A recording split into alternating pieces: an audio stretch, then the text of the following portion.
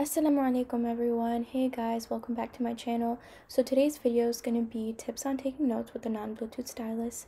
The first tip is you should choose a mesh tip over a rubber one. This way it won't drag on the screen when you write.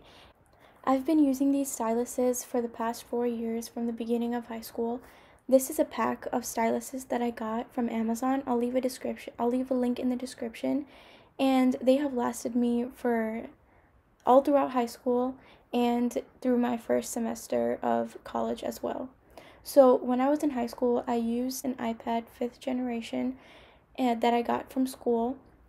And what's important about this is that you should have an angle where you can make the iPad stand up. That way when you write, your hand won't drag on the screen and cause stray marks. Also, you should use a grip so that your hand doesn't get tired, and it'll be easier for you to control the stylus when writing and control your pressure.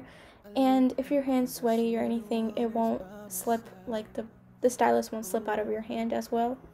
The grip that I use is just from an old pen that stopped working, so I just took it out and then put it on my stylus. So I'm just showing you an overview of what my notes usually look like using the stylus. I like to use a thinner space between the lines. My note-taking style is usually between an outline and a mind map.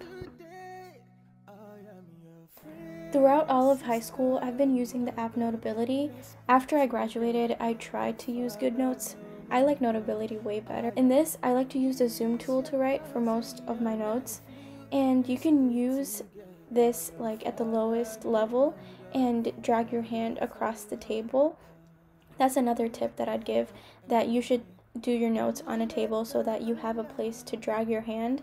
Or if you want to actually like drag your hand across the screen, you can push the zoom tool up. The next tip that I'd give is use a smaller pen size. That way you can control your handwriting better, and don't use the pressure sensitive version of the pen style. Using a standard one will ensure that you have even lines and that you can control the strength of each stroke. So right here I'm just showing you guys a demo on how like you can drag your hand across the table and nothing will happen, like no stray marks. And then afterwards I'll show you what it would look like for you to raise the zoom tool up so that you can rest your hand on top of the screen. Stay together, no father, no mother. Oh, we got a love. Oh yeah, Munata Allah. The next tip is to make sure that your letters are full. So make sure that you use your full hand and carry out the stroke for every single letter. Because when we write pretty fast.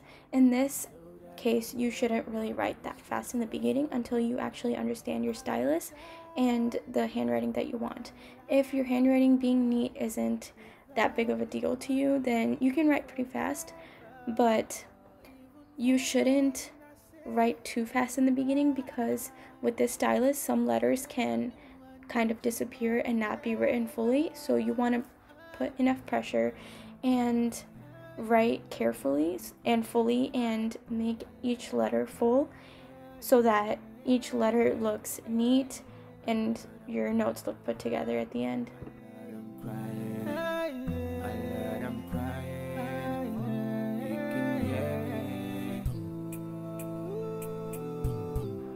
The last tip that I have for you guys is to choose the right paper style dependent on what kind of notes you're taking. So for example, when I write my lecture notes, I usually use like the thinnest space between the lines, like the smallest space between the lines. And there's also an option if you have bigger handwriting or if you want to make your notes a bit more open, you can use more space between the lines. Or if you want to make a digital bullet journal, basically you can use the bullet points, or you can use the grid lines for graphing. And all of these are different, and you can choose whichever one works best for you and what kind of handwriting you want, what kind of font you want to use, what kind of pen size you want to use. All of that depends on you. Also, I personally like to use a black paper and use lighter colors on top, but it's up to you. There's also an option for white paper, there's pink paper, there's all different colors. So I think that's it for all the tips that I have so far. I hope you found this video beneficial. Also, remember that in the beginning it'll probably look messy. When I first started using a stylus and iPad to take my notes in 9th grade, my handwriting was pretty messy. I didn't really understand how to use the font sizes and like the significance of them. And over the years, like by sophomore year, I figured out how to make my notes look neater and to actually enjoy the experience of writing without a fancy iPad or a fancy Bluetooth stylus, basically. And honestly, it's not really necessary to have all those fancy gadgets to take notes. But to be honest, it all really depends on your budget. As I grew older, as I got into college now, I got the iPad 8th generation and I also got the Apple Pencil, the 1st generation. And both of them, the non-Bluetooth and the iPad Pencil, work pretty well for me. If you liked today's video, don't forget to like, share, and subscribe to my channel. See you guys next time. Bye!